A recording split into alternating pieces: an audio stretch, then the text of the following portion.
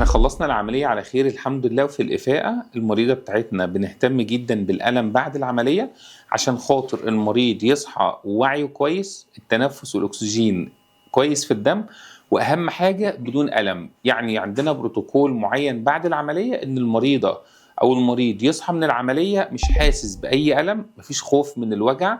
الحمد لله احنا خلصنا العملية على خير، والمريضة بتاعتنا من غير أي ألم تماما، وفايقه وعيها كويس، نسبه الاكسجين كويسه.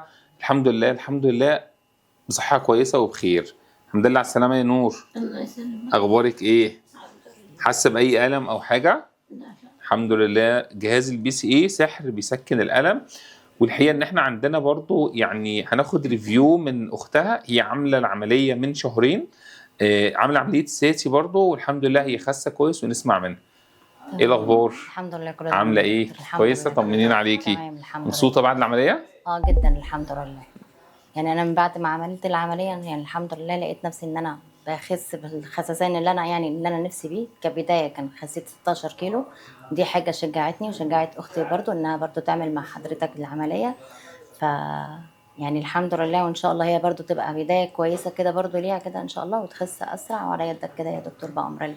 ان شاء الله. يعني احنا بنشجع دايما الاخوات او بنشجع الاهل تبقى رحله مع بعض.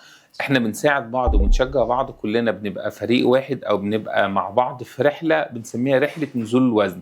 احنا مع بعض خطوه بخطوه ومرحله بمرحله، حضرتك بتساعديها وهي بتساعدك عشان نساعد بعض كلنا نعرف نلتزم بعد العمليه. بيكون التعليمات بتاعتنا الاكل والشرب، النظام الغذائي اللي هنمشي عليه، نقدر نكنترول الحمد لله كويس جدا بعد العمليه. مفيش اي لخبطه او اي حاجه، خلاص احنا هنمشي اكل صحي عشان نحافظ على العمليه. ان شاء الله. الحمد لله على الله سلامتها، يسلمك. ويا رب ان شاء الله هتبقى كويسه وزي الفل ان شاء الله على خير. ان شاء تسلم الله لك يا ان شاء الله دكتور يا فندم. محمد.